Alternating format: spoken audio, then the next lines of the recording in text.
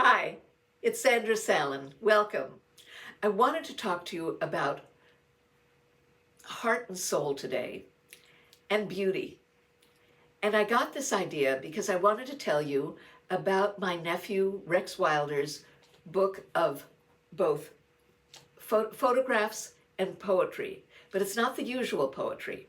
So it's called A Quiet Place to Land by Rex Wilder, and I'm very, very proud of him. Let me tell you a little bit about him. He's a poet. His poems they've been every place that you would want your poetry to be. His poems have been there. And not only that, but even thought up a new form of poetry called boomerang. So he's quite the accomplished poet. But he's also a photographer. And I've always loved his photographs. They've always been gorgeous. Well, what happened was he had a mental breakdown and he put himself in a hospital. And when he got better, he would walk along the Venice canals.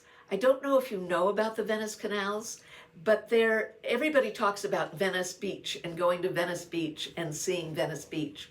But he would walk along the Venice canals and he would see, you must visit there, by the way. They have these bridges. It's so peaceful there. But he would walk his dog in the morning and he would bring his camera and he would photograph the birds along the canals. Well, his book publisher was so entranced and enamored of his photographs, he asked Rex to create a book, and that's what he's done.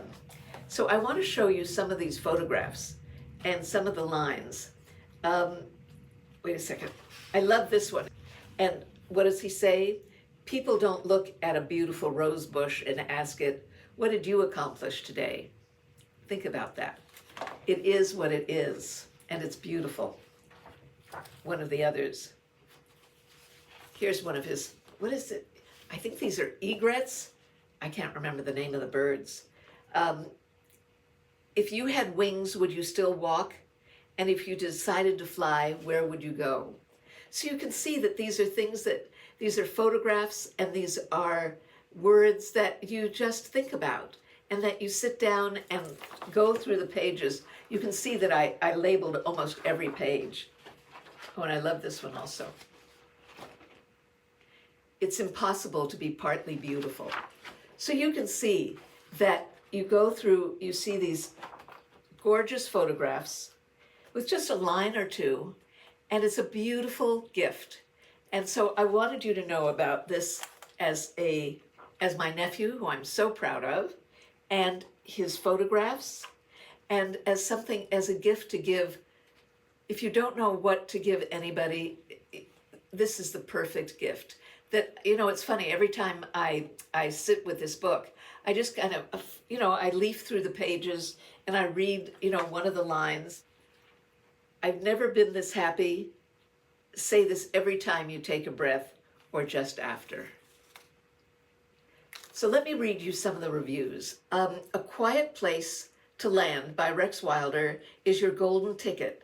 This book is like a tranquil escape with breathtaking photographs that will transport you to a world of joy and connection. It's a visual and emotional journey that'll make you pause, breathe, and appreciate the little things in life. Trust me, you don't want to miss out on this slice of tranquility. That's how I felt exactly. Beautiful. Better than I could say. And this doctor wrote, this is the first mental health wellness coffee table book I have owned, and I will treasure it for many, many years to come. So you can see why I'm so proud of him. Again, A Quiet Place to Land by Rex Wilder. I think if you read it, it will give you great peace, tranquility, and joy. I was surprised. It seems like some of the things I've talked about have touched a nerve, and one of them is drink the good wine now. And I wanted to discuss it a little bit more.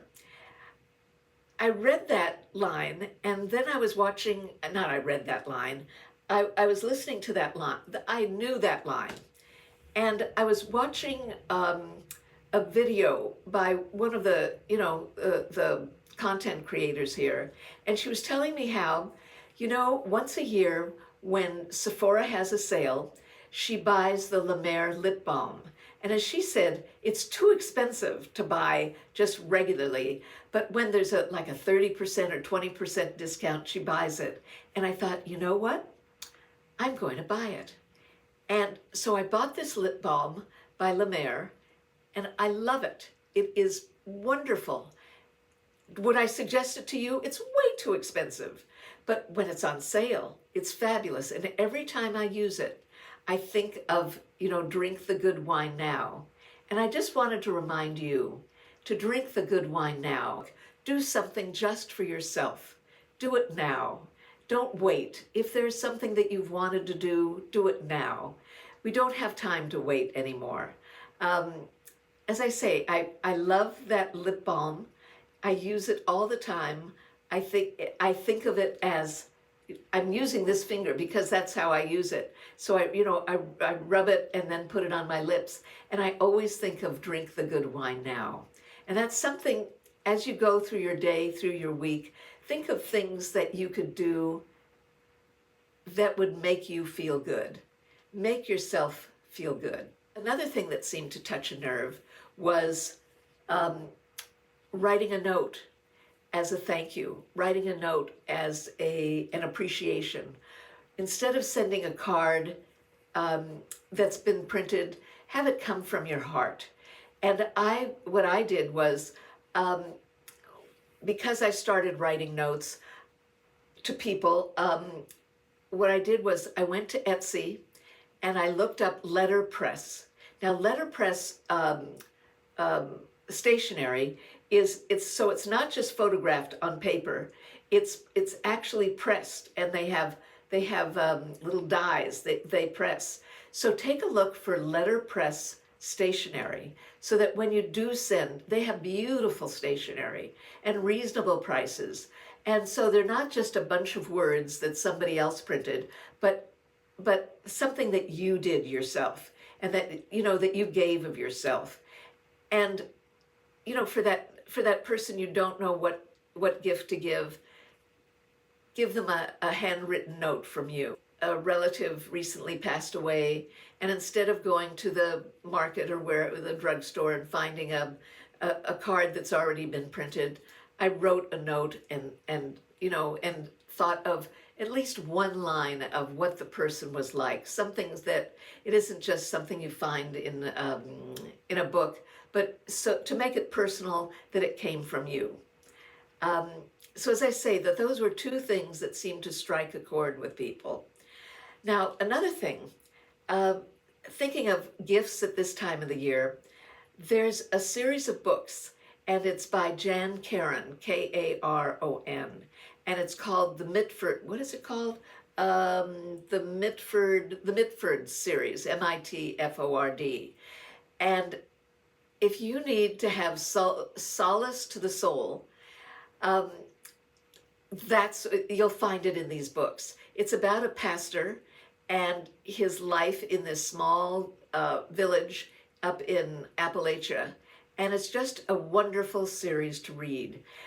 And I'm not of that religion, so but I loved reading about it and the heart and soul that was in this series.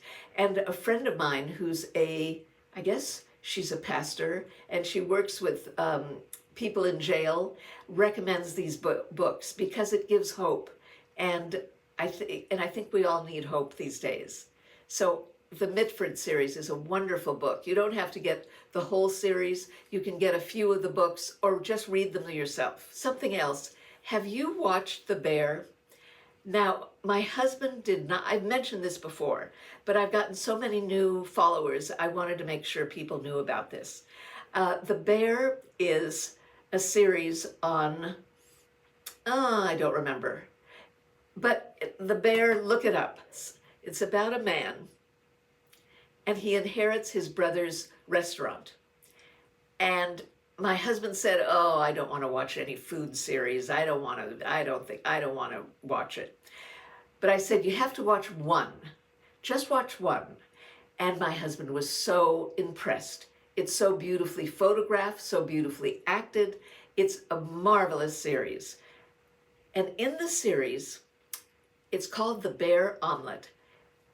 In series 2, one of the characters makes an omelet, and the omelet is so beautiful, and it's so delicious, and it's made with boursin and potato chips, but it's the method of making the omelet that I'll give you a link, and please watch how they make the omelet, and it will show you that I never order omelets in restaurants because they're always too dry. They're just like hard scrambled eggs. I don't like them. The French and the Bear omelet, it's so soft and delicious and smooth. It's beautiful. And with this boursin and with these unexpected potato chips, you've got to make the Bear omelet.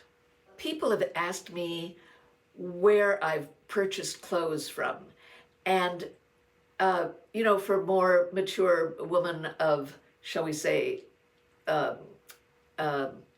opulent, for a more mature woman, a couple of places online. One of them is Artful Home. Take a look. They're for young at heart. That's a wonderful website for gifts. They have wonderful gifts there, by artists. And I think you'll also find some clothes that would be appropriate and that would be youthful at the same time comfortable to wear. And also Tulip.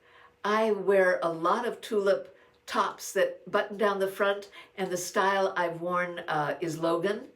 And take a look at Tulip. I think you'll find some clothes there also. Have you seen the website on Instagram of Cake Atelier Amsterdam? There is this Indonesian African woman who lives in Amsterdam, and she makes flowers out of sugar, and she makes cakes and decorates them. They are beyond words. They are so magnificent. She's also got a website. I'm going to put the website in, and she has a book. The name of her book is A Sweet Floral Life, and she decided to make flowers out of sugar in respect for the sugarcane fields that she worked in, or her family worked in.